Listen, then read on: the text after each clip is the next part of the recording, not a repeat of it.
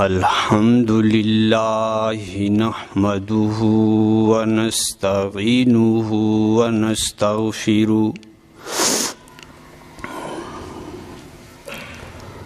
ونستغفره ونؤمن به ونتوکل علیہ ونعوذ باللہ من شرور انفسنا ومن سیئات اعمالنا من يهده الله فلا مضل له ومن يضلله فلا هادي له ونشهد أن لا إله إلا الله وحده لا شريك له ولا وزير له ولا مشير له ولا معين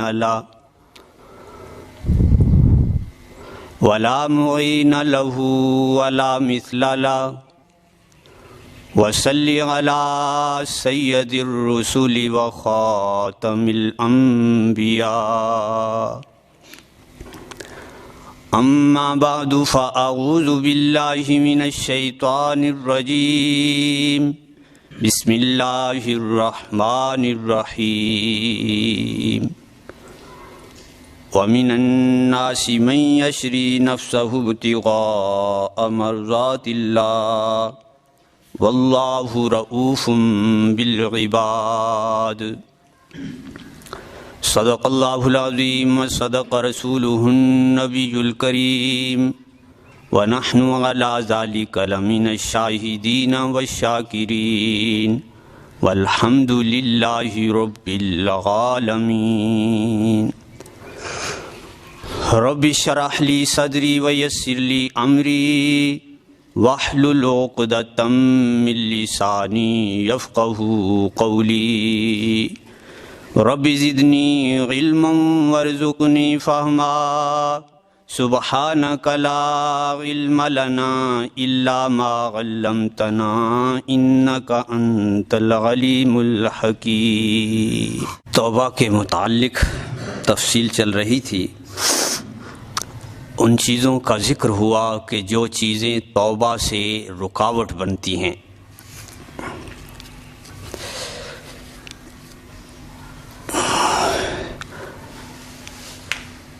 گناہ کرنے کے بعد انسان کو توبہ کر لینی چاہیے۔ اگر اس وجہ سے توبہ نہ کرے کہ میرے گناہ اس درجے کے ہیں کہ توبہ سے کچھ فائدہ نہ ہوگا، تو یہ بھی اس کی حماقت اور بے وقوفی ہے۔ یہ بھی شیطان کی ایک چال ہوتی ہے کہ لوگوں کو اعمال سے باز رکھتا ہے، اس اعتبار سے کہ لوگوں کے ذہن میں ڈال دیتا ہے کہ میرے گناہ اتنے بڑے ہیں، اب توبہ کرنے کا جو ہے وہ کیا فائدہ۔ اگر کوئی کہے کہ بھئی توبہ کرنے کے بعد بھی اندیشہ ہے کہ گناہ ہو جائے گا، تو کوئی بات نہیں، پھر توبہ کر لے۔ اگر ایک دفعہ کسی بیماری کا علاج کرایا ہے تو ضروری تو نہیں ہے کہ وہ بیماری دوبارہ نہیں لگے گی اور اس اندیشے سے علاج ہی چھوڑ دے کہ بھئی یہ تو دوبارہ لگ سکتی ہے، اس لیے علاج کرانے کا کیا فائدہ۔ اب بھادوں کے موسم میں بخار عام طور پر ہو جایا کرتا ہے۔ اب ایک آدمی دوائی لینے جائے تو دوسرا کہے کہ بھئی ابھی موسم چینج ہوگا تو پھر بخار آ جائے گا، تمہیں دوائی لینے کی کیا ضرورت ہے؟ تو آپ کیا جواب دیں گے اس کو؟ یہی کہ بھئی جب پھر بخار چڑھے گا تو پھر دوائی لے لیں گے، ابھی بخار ہے تو ابھی تو دوائی اس کی استعمال کرنی چاہیے کہ جب پھر چڑھے گا تو پھر دوائی لے لیں گے۔ تو اسی طرح اگر اندیشہ ہو کہ پھر گناہ ہو جائے گا تو اس کا یہ مطلب نہیں ہوتا کہ آدمی توبہ ہی چھوڑ دے۔ بھئی توبہ کرے، علاج کرے، اگر پھر کبھی دوبارہ بیماری لوٹ آئی ہے، پھر گناہ ہو گیا ہے تو پھر توبہ کر لے۔ اسی طرح یہ صورت بھی ہے کہ اگر آج گناہ ہو گیا توبہ کرے، لیکن کل پھر ہو گیا ہے یا ہو جانے کا اندیشہ تھا اور پھر ہو گیا تو پھر توبہ کر لے۔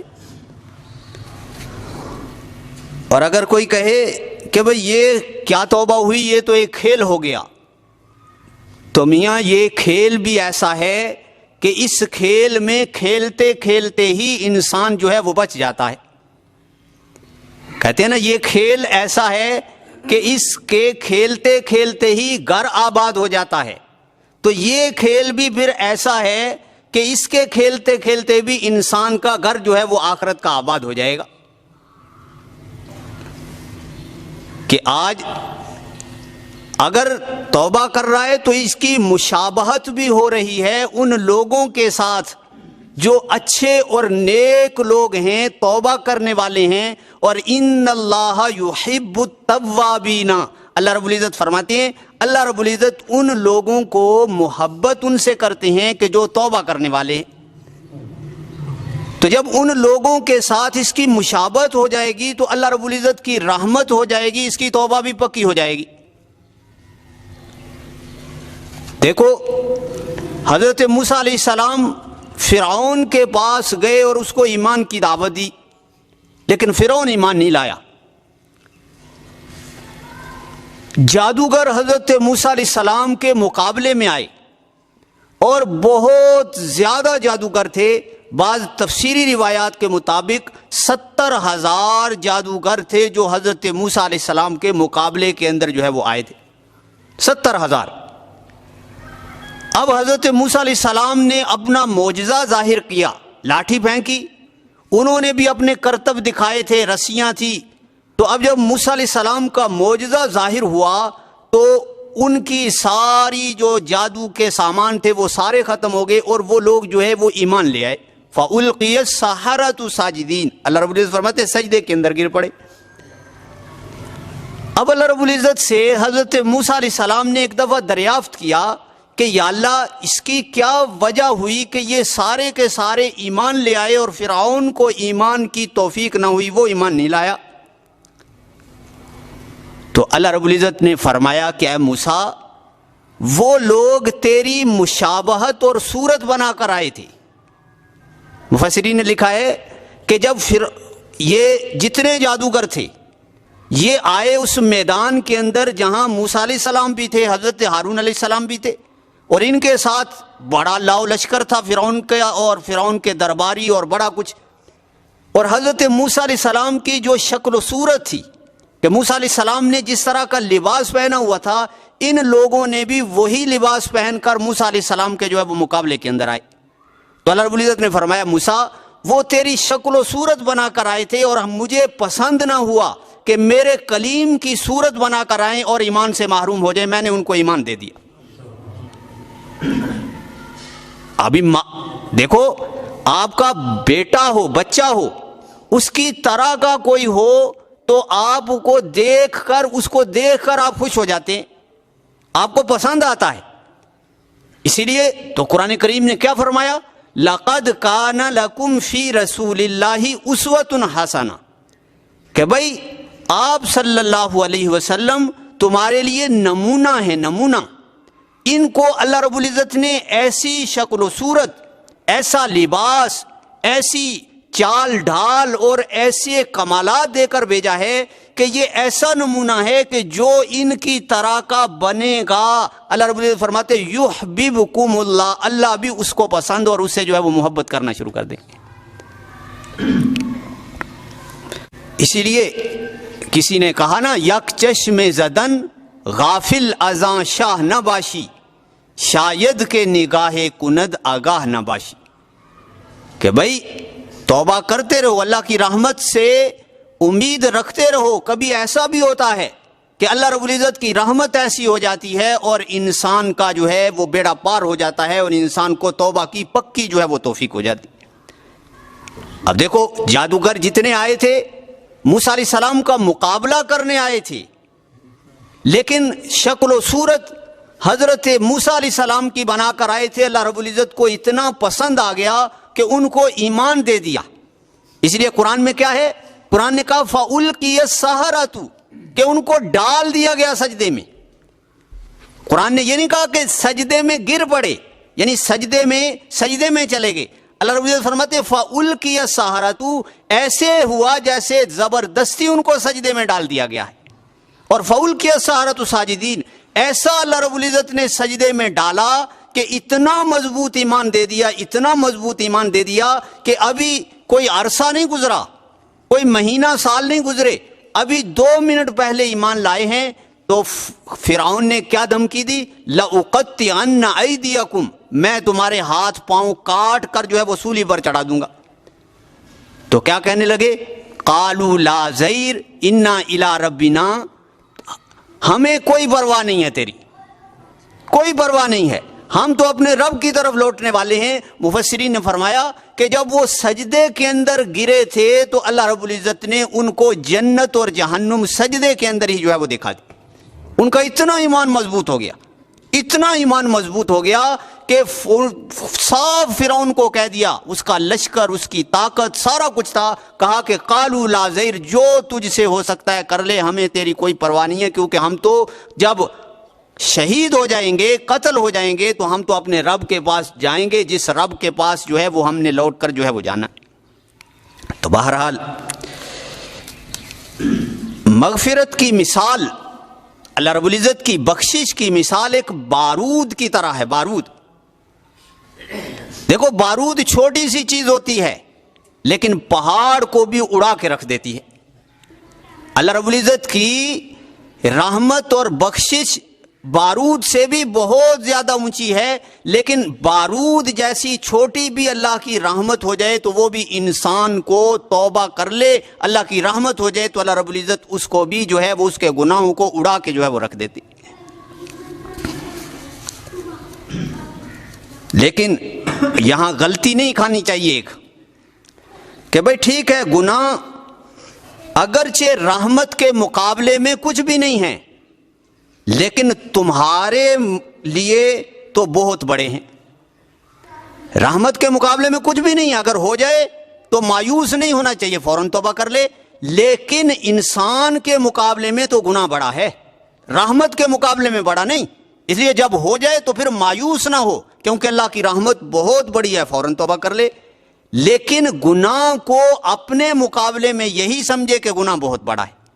دیکھو سنکھیا ہے، سنکھیا، ایک ماشا سنکھیا ہو اور پاس اس کا توڑ اور تریاک 1 کلو پڑا ہو تو یہ سنکھیا اس کلو تریاک کے مقابلے میں کچھ بھی نہیں ہے، کہ سنکھیا کھائے گا 1 کلو تریاک پڑا ہے اس کا توڑ، تو وہ آدھا اتنا سا بھی توڑ والی چیز کھا لے گا تو اس سنکھیے کا اثر ختم ہو جائے گا۔ لیکن سنکھیا انسان کے معدے کے مقابلے میں تو 1 ماشا بھی بہت زیادہ ہے، اس تریاک کے مقابلے میں بڑا نہیں ہے۔ تریاک 1 کلو ہے، سنکھیا 1 ماشا ہے، لیکن معدے کے مقابلے میں 1 ماشا سنکھیا بھی معدے کا بیڑا گرک کر دے گا۔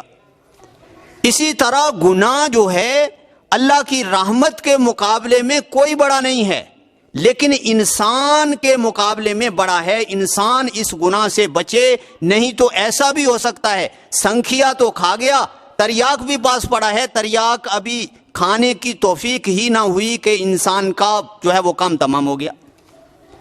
اسی طرح گناہ رحمت کے مقابلے میں بڑا نہیں ہے، چھوٹا ہے، لیکن ایسا بھی ہو سکتا ہے کہ گناہ کیا اور توبہ کی توفیق ہی نہ ہوئی، بندہ مر گیا اور جو ہے وہ اس کو توبہ کی جو ہے وہ توفیق ہی نہ ملی۔ اس لیے گناہ سنکھیے کی طرح ہے، اسے ڈرنا بھی چاہیے، لیکن اگر ہو جائے تو مایوس بھی نہیں ہونا چاہیے۔ اللہ کی رحمت ایک تریاک کی طرح ہے اور بہت بڑا جو ہے اللہ رب العزت نے اس کا جو ہے وہ اپنی رحمت رکھی ہے کہ فوراً توبہ کر لے، اللہ رب العزت معاف کر دیں گے۔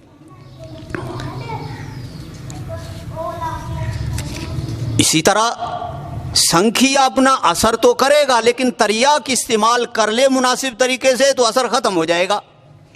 اسی طرح انسان اگر گناہ کر لے، سنکھیے کی طرح وہ کھا لے تو گھبرائے نہیں، فوراً تریاک استعمال کر لے اور توبہ کر لے، اللہم اغفر لی، اللہم اغفر لی، یا اللہ مجھے معاف کر دے، تو اللہ رب العزت اس کے گناہوں کو جو ہے وہ فوراً معاف کر دیں گے۔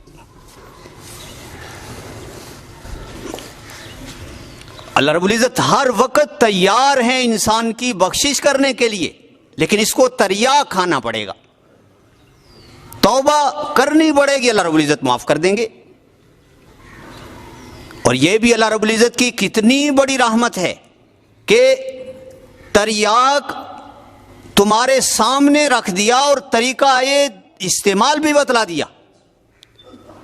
دیکھو سنکھیا جو ہے زہر، اس کا تریاق ہے، لیکن ہمیں ہی نہ پتا چلے تریاق کیا ہے تو بندہ مر جائے گا، یا پتا ہے لیکن ہے بڑا دور، وہاں جاتے جاتے ایک وقت لگ جائے گا تو پھر بھی بندہ جو ہے وہ مر سکتا ہے۔ تو اللہ رب العزت کی کتنی رحمت ہے کہ انسان کو سنکھیا کھا لیا اس نے تو تریاق بتلا دیا، طریقہ بتلا دیا، اور وہ پاس رکھ دیا کہ یہ لو، تم دور بھی نہیں ہے، اور طریقہ استعمال بھی فوراً بتلا دیا، یہ طریقہ ہے، ابھی کر لو، دور جانے کی ضرورت نہیں، ابھی یہاں اللہم اغفر لی توبہ کر لو، اللہ رب العزت معاف کر دیں گے۔ اور یہ اللہ رب العزت کی کتنی رحمت اور شفقت ہے کہ طریقہ استعمال بھی بتلا دیا، اور اتنی عنایت اللہ کی رحمت، اللہ کی آیات اور قرآن کی آیات، صرف ہم سمجھتے ہیں کہ وہ آیات جس میں یہ چیزیں لا تقنطوا من رحمت اللہ، یہ اللہ کی رحمت کی آیات ہیں، نہیں، اللہ رب العزت کا قرآن ساری رحمت سے جو ہے وہ بھرا ہوا ہے، اللہ کی عنایات اتنی زیادہ ہے۔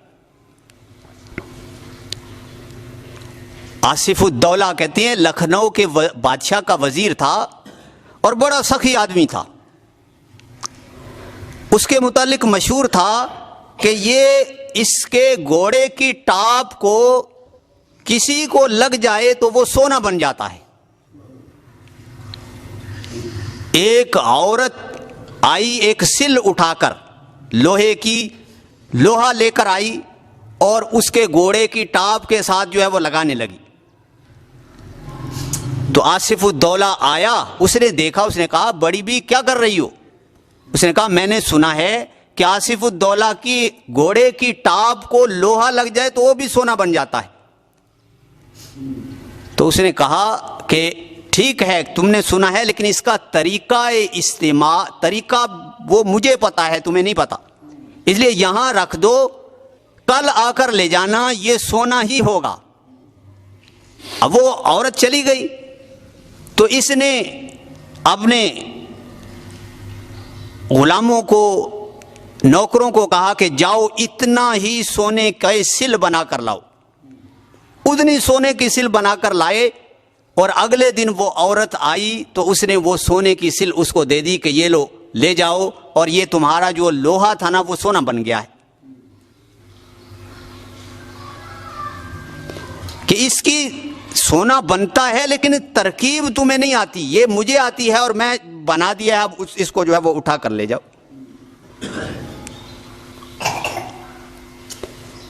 تو اسی طرح اللہ رب العزت کی سخاوت آصف الدولہ سے بھی بہت زیادہ ہے کہ جب انسان کو جنت کی نعمتیں نظر آئیں گی نا، پھر اس کو پتا چلے گا اوہو یہ نعمتیں اور میرے اعمال، یہ تو انسان کو شرم آ جائے گی کہ میرے اعمال اور یہ جو ہے وہ نعمت ہے۔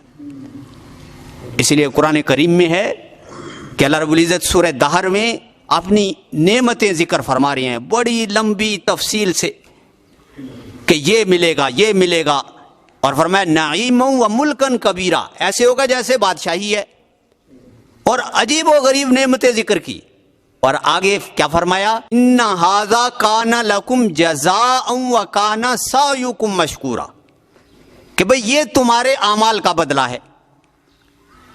تو اتنی نعمتیں دیکھ کر جب یہ آیت انسان پڑھے تو اس کو شرم آ جاتی ہے کہ اوہو میری 2 منٹ کا کام تھوڑا سا، اور اللہ رب العزت فرماتے ہیں یہ اتنی بڑی نعمتیں، اتنی بڑی نعمتیں، ایسی نعمتیں کہ انسان کے وہم و گمان میں نہیں ہیں، اور آگے اللہ فرماتے ہیں تمہارے اعمال کا بدلہ ہے۔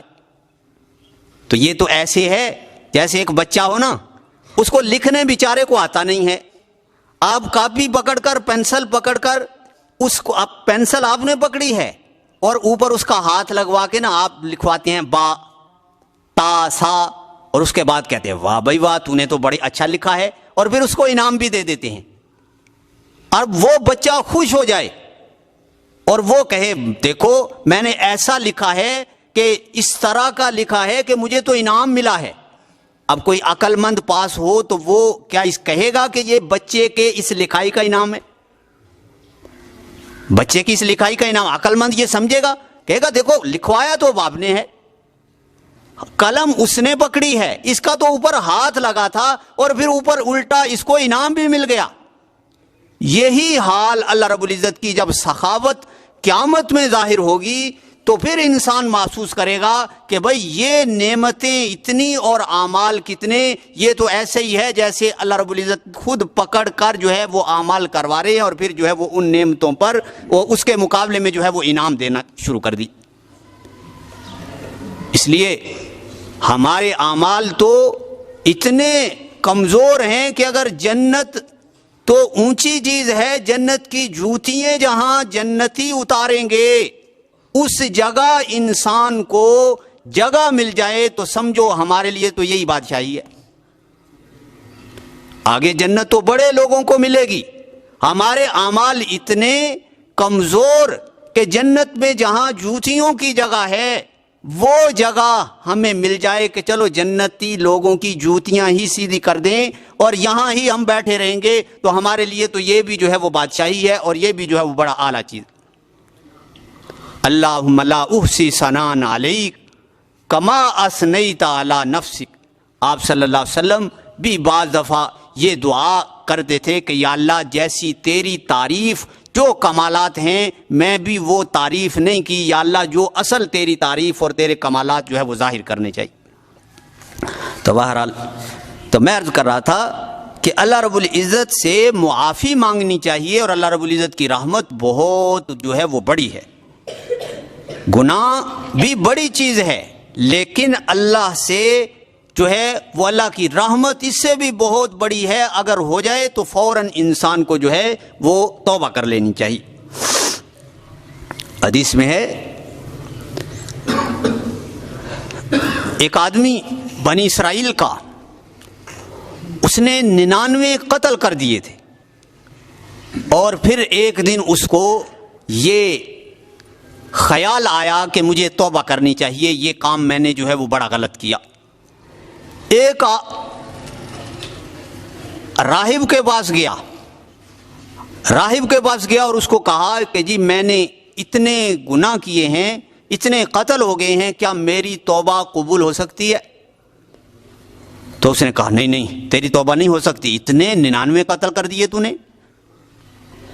اس کو غصہ آیا، اس نے اس کو بھی قتل کر دیا، 100 قتل پورے کر دیے. لیکن پھر اس کو جو ہے وہ خیال آیا کہ مجھے توبہ کرنی چاہیے، یہ غلط کام میں نے کیے. پھر ایک عالم کے پاس گیا، عالم کے پاس اس سے اپنا ساری حالت ذکر کی تو اس نے کہا ہاں کیوں نہیں تیری توبہ قبول ہو سکتی ہے، تم توبہ کرو تو اللہ رب العزت قبول کر لیں گے، لیکن شرط یہ ہے کہ تم اس بستی جہاں رہتے ہو اس جگہ کو چھوڑ کر فلاں بستی میں چلے جاؤ گے تو تمہاری جو ہے وہ توبہ قبول ہو جائے گی. مقصد یہ تھا کہ بھئی صحبت بد کو چھوڑ دے، بری صحبت برے لوگوں کے پاس بیٹھنا چھوڑ دے گا تو تب اس کی توبہ پکی رہے گی. اس لیے کہا کہ تیری توبہ تو قبول ہوگی لیکن اس بستی کو چھوڑنا پڑے گا، کیونکہ برے لوگوں کی صحبت اور برے لوگوں کے پاس بیٹھنا یہ انسان کو گناہ کے طرف جو ہے وہ لے جاتا ہے اور گناہ پر جو ہے وہ ابھارتا رہتا ہے. حضرت رومی صاحب رحمۃ اللہ تعالی علیہ فرماتے ہیں گر تو سنگے خارا مرمر شوی چوں بصاحب دل رسی گوہر شوی. فرماتے ہیں کہ اگر تو پتھر کی طرح سخت بھی ہے، پتھر کی طرح سخت بھی ہے، تو اگر نیک لوگوں کے پاس بیٹھے گا تو تو موتی بن جائے گا اور ہیرا بن جائے گا اور خوشبو تو اسے جو ہے وہ آنے لگی، اس سے خوشبو آنے لگ جائے گی.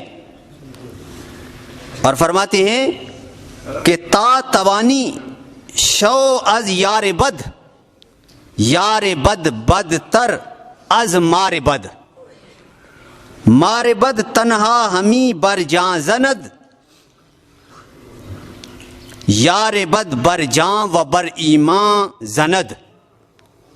فرماتے ہیں کہ برا سانپ جان لے لیتا ہے، زیادہ سے زیادہ جان لے لے گا، موت آ جائے گی، لیکن فرماتے ہیں یار بد بر جاں و بر ایمان، یار بد بدتر بود از مار بد، کہ برا آدمی جو ہوتا ہے، بری مجلس جو ہوتی ہے، یہ سانپ سے بھی زیادہ خطرناک اور جو ہے وہ زہریلی ہوتی ہے، کہ سانپ زیادہ سے زیادہ جان لے لے گا، لیکن بری مجلس، برے لوگ، بری محفل یہ جان بھی لے جاتی ہے اور ایمان بھی لے جاتی ہے، یہ جان بھی لے جاتی ہے اور ایمان بھی لے جاتی ہے، ایمان بھی ضائع ہو جاتا ہے۔ اس لیے اس عالم نے ان کو یہ ترغیب دی کہ یہاں سے نکلو اور اس بستی کے اندر جاؤ، تو تب تمہاری جو ہے وہ توبہ قبول ہوگی، اگر یہاں رہو گے تو پھر توبہ پکی نہیں رہے گی۔ دوسری بات، اس عالم نے توبہ کی تفصیل نہیں بتلائی کہ توبہ کی شرائط کیا ہیں اور کیا تفصیل ہے، اس وجہ سے کہ انہوں نے چاہا کہ اس کے اندر توبہ کی استعداد پیدا ہو جائے، توبہ کی صلاحیت پیدا ہو جائے۔ جب یہ نیکی اور مشقت برداشت کرنے کا عادی بن جائے گا تو پھر اس کو توبہ کی تفصیل بتلائیں گے کہ بھئی توبہ کی آگے جو ہے وہ تفصیل کیا ہے، کہ جو تم نے قتل کیے ہیں اس کا تدارک کیسے ہوگا، اس کی تفصیل کیا ہے، کس طرح تمہاری معافی ہوگی۔ لیکن انہوں نے ابھی یہ تفصیل نہیں بیان کی، اس وجہ سے کہ ان کے اندر جب مشقت برداشت کرنے کی عادت پڑ جائے گی اور پھر اس کو تفصیل بتلائی جائے گی کہ یہ اب کام تو نے کیا تھا، اب اس کا اس طریقے سے تدارک کرنا ہے اور اس طریقے سے اس سے جو ہے وہ چھٹکارا کرنا ہے، پچھلے گناہ کو کس طریقے سے جو ہے وہ معاف کرانا، کیونکہ یہ بھی نبوت کا طرز ہے۔ اب ایک بندے کے اندر جو ہے استعداد نہ ہو تو وہ بندہ بات قبول کرنے کے لیے تیار بھی نہیں ہوگا۔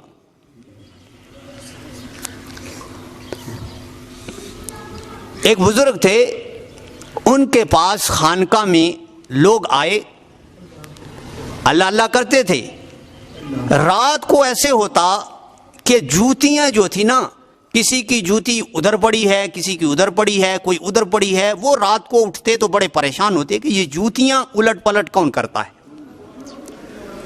ان بزرگوں سے شکایت کی کہ رات کو یہ نہیں سمجھ آتی کہ صبح اٹھتے ہیں تو جوتیاں ایسی ٹیڑھی میڑھی، کوئی ایک پاؤں ادھر ہے دوسرا ادھر ہے، تو یہ کون کرتا ہے۔ انہوں نے ایک بندے کو متعین کیا کہ دیکھا جائے کہ یہ کون آدمی کرتا ہے۔ اب ایک آدمی کا اس نے سوراخ لگا لیا کہ فلاں آدمی کرتا ہے، وہ ان بزرگوں کو بتلا دیا گیا کہ اس آدمی نے کیا۔ ان کو صبح اس آدمی کو ان بزرگوں نے بلایا اور فرمایا بھئی یہ کیا کرتے ہو؟ یعنی میں بتلا رہا ہوں کہ توبہ کی استعداد، مشقت برداشت کرنے کی عادت بڑھ جائے آہستہ آہستہ تو پھر انسان کو توبہ اس کی پختہ اور مضبوط رہتی ہے، توبہ مضبوط اور پختہ رہتی ہے۔ تو ان بزرگوں نے اس سے پوچھا، اس نے کہا کہ حضرت کرتا میں ہی ہوں، لیکن تفصیل میری ذرا سن لیں کہ میں چور تھا اور چوری کرنے کی مجھے عادت تھی، آپ کے پاس آیا اور توبہ کی۔ اب جب وہ ٹائم چوری کا آتا ہے نا تو میرے نفس کے اندر اتنی خواہش پیدا ہوتی ہے کہ میں ایک طرح کا مجبور سا ہو جاتا ہوں کہ میرا بس ایسے ہوتا ہے کہ وہ فوراً جو ہے وہ اٹھو اور چوری جا کر کرو۔ یہ گناہ بار بار کرنے سے یہی نحوست ہوتی ہے کہ انسان کے نفس کے اندر خواہش پیدا ہو جاتی ہے بس اس کام کو کرنے کی۔ آپ نے دیکھا ایک آدمی فضول گفتگو کرنے کا عادی ہو تو وہ پاگلوں کی طرح دوڑے گا کوئی بندہ ملے جس سے گفتگو کی جائے، کیوں؟ یہ نفس ایسی چیز ہے کہ اس کو کسی بھی خواہش پر لگا دو تو یہ اس کے اوپر پختہ ہو جائے گا اور لگ جائے گا۔ اس لیے حضرت رومی صاحب رحمۃ اللہ تعالی علیہ مثال کے امام تھے. مثال دینے میں اللہ نے ان کو بڑا کمال دیا تھا. مثال سے جو ہے وہ بات فوری سمجھا دیتے تھے. فرماتے تھے کہ اس نفس کی مثال بچے کی طرح ہے. اب بچے کا آپ دودھ چھڑوا دینا تو مشقت سے آہستہ آہستہ چھوڑ دے گا, اور نہ چھڑوائیں تو 2 سال 3 سال, آپ نے دیکھا ہوگا 4 سال کا بچہ بھی جو ہے وہ فیڈر کے ساتھ دودھ پیے گا. کیوں؟ وہ عادت پڑ گئی ہے. اور 2 سال کے بچے کو آپ چھوڑوا دیں گے, اب 1-2 دن تو وہ مشقت, وہ جو ہے وہ پریشان ہوگا, لیکن اس کی عادت بن جائے گی. اگر آپ نہ چھڑوائیں گے تو وہ بڑا ہوگا, پھر بھی وہ جو ہے وہ دودھ پینے کا یہ عادی ہو جائے گا. فرماتے نفس بھی اسی طرح ہے. اگر آپ نیکی پر اس کو ڈال دیں گے تو یہ نیکی میں دوڑنا شروع کر دے گا, اور اگر آپ اس کو گناہوں پر لگا دیں گے تو اس کے اندر وہ خواہش ہوگی کہ وہ وقت جب گناہ کا آئے گا تو انسان کا نفس ابھرے گا فوراً کہ جو ہے وہ مجھے یہ گناہ جو ہے وہ کرنا چاہیے. اب وہ کہنے لگا کہ حضرت میرے ساتھ بھی یہ معاملہ ہوتا ہے, تو جب وہ وقت آتا ہے تو میرے نفس میں اتنی خواہش ہوتی ہے کہ میں بس اس گناہ سے بچنے کا پھر کیا ہیلہ اختیار کرتا ہوں کہ میں یہ کرتا ہوں کہ اس وقت اٹھ کر یہ جو جوتیاں ہوتی ہیں نا, یہ ایک ادھر رکھ دیتا ہوں, ایک ادھر رکھ دیتا ہوں, کہ یہ بھی ایک طرح کی چوری ہے تاکہ میں بڑے گناہ سے بچ جاؤں. تو ان بزرگوں نے فرمایا خانقاہ والوں کو کہ بھئی گھبرانا نہیں, کوئی بات نہیں, اس چند دن اس کو اسی طرح کرنے دو, اس کی یہ عادت بھی آہستہ آہستہ جو ہے وہ چھوٹ جائے. یہ استعداد پیدا کرنی ہوتی ہے. اب لیکن استعداد پیدا کی جائے تو پھر توبہ اور اس کی پختگی اور اس کی تفصیل جو ہے وہ آسان ہو جاتی. اسی لیے نماز کے فضائل بتلائے جاتے ہیں, نماز کے فضائل بتلائے تاکہ شوق پیدا ہو کہ اس کے اندر استعداد پیدا ہو جائے, اور پھر جب شوق پیدا ہو تو یہ نماز کو اچھے طریقے سے سیکھنے والا بن جائے. لیکن اگر ایک آدمی صرف فضائل ہی سنتا رہے کہ نماز کی یہ فضیلت ہے, اب اس کے اندر استعداد پختہ نہ ہوگی تو وہ بندہ پھر نماز کو اور بہتر کرنے کی طرف نہیں آئے گا کہ نماز کا خشوع کس طرح حاصل ہوگا, نماز کے اندر خضوع کیسے ہونا چاہیے. یہ ساری چیزیں جب شوق پختہ ہو جائے گا تو یہ چیزیں بھی حاصل کرنے کے لیے جو ہے وہ تیار ہو جائے گا. تو اس عالم نے بھی تفصیل توبہ کی نہیں بتلائی, صرف استعداد پیدا کرنے کے لیے کہ بھئی اس کے نفس کے اندر مشقت برداشت کرنے کی عادت پڑ جائے, یہ بری صحبت سے بچ کر اچھی جگہ چلا جائے, تو وہاں جا کر پھر اس کے اندر کچھ استعداد ہوگی تو پھر اس کو تفصیل بتلائی جائے گی کہ توبہ کی تفصیل کیا ہے اور آگے کیا کیا کام تم نے جو ہے وہ کرنا.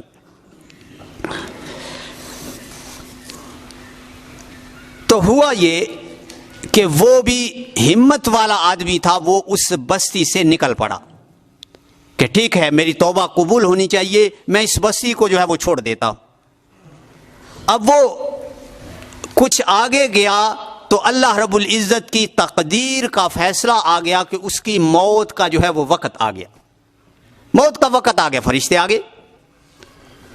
آگے. کسی شاعر نے کیا کہا نا, قسمت کی خوبی دیکھیے ٹوٹی کہاں کمند, 2-4 ہاتھ جب کہ لب بام رہ گیا. 2-4 ہاتھ جب کہ لب بام رہ گیا, اب 2-4 ہاتھ رہ گئے اور موت کا وقت جو ہے وہ اس کا آ گیا.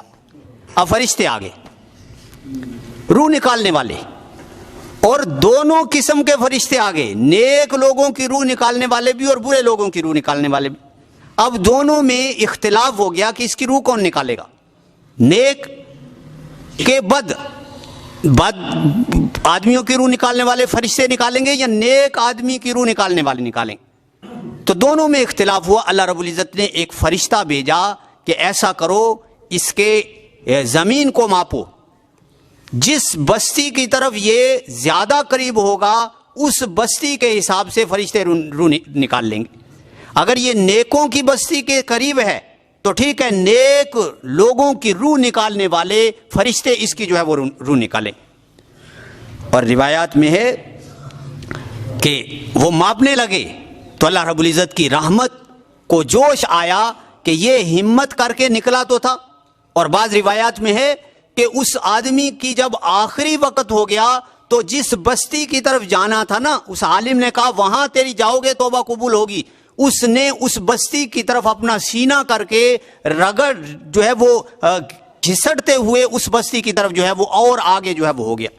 اللہ رب العزت کی رحمت، اللہ رب العزت نے اس زمین کو پھیلا دیا، جہاں سے آیا تھا اس طرف کے حصے کو پھیلا دیا، اور جہاں جا رہا تھا اس حصے کو حکم دیا کہ سکڑ جا، اور وہ چھوٹی ہو گئی. اور جب فرشتوں نے ماپا تو وہاں جہاں جانا تھا اس کے قریب تھا، تو اللہ رب العزت نے ان فرشتوں کو حکم دیا کہ اس کی جو ہے وہ روح نکال لو، جو نیک لوگوں کی جو ہے وہ روح نکالنے والے. اس لیے بندے کو چاہیے کہ ہمت اختیار کرے، پھر اللہ رب العزت اس کے ساتھ امداد کریں گے. یہ ہمت کرے کہ توبہ کرے، گناہوں سے بچے اور ہمت کرے. اللہ رب العزت بھی آگے جو ہے وہ اس کی ساتھ معاملہ رحمت والا اور جو ہے وہ شفقت والا کر دیں.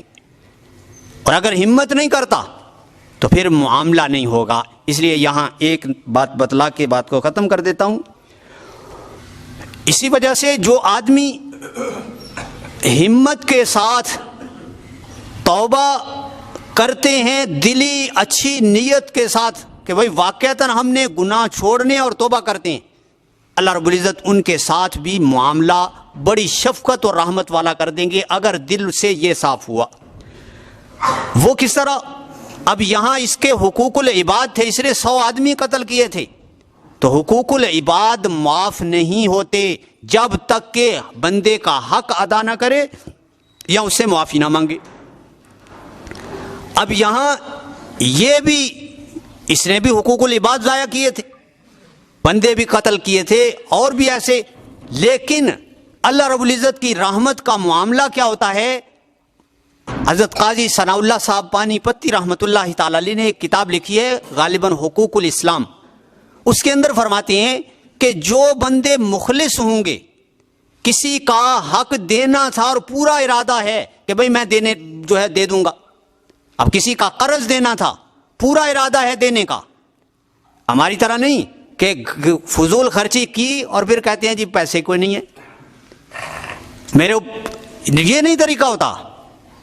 فضول خرچی نہیں کرنی، اپنا جتنی ضرورت اس کا استعمال کرو اور زائد قرض اتارو. جس کا حق دینا ہے اس کو دو. اگر 3 جوڑوں سے کام چلتا ہے تو اتنے لو، اس سے زائد نہ لو. اپنا حق کسی کا آپ کے ذمہ ہے تو اس کو پورا کرو. تو انہوں نے فرمایا، بعض روایات نقل کی کہ قیامت کے دن ہوگا کیا ان لوگوں کے ساتھ جو واقعتاً حق العبد دینے کے لیے تیار تھے، ہمت تھی، لیکن ابھی ان کے پاس اسباب نہ ایسے ہوئے. تو قیامت کے دن ہوگا کہ اللہ رب العزت ان لوگوں کو بڑے بڑے درجات دکھلائیں گے، جنت کی ایسی ایسی نعمتیں دکھلائی جائیں گی کہ وہ دیکھ کر حیران رہ جائیں گے کہ یہ نعمتیں اور یا اللہ یہ کس کو ملیں گی؟ اللہ رب العزت فرمائیں گے یہ ان کو ملیں گی جو اپنا حق جو انہوں نے لینا تھا دنیا کے اندر کسی سے وہ معاف کر دیں گے، تو ان کو یہ درجات مل جائیں گے.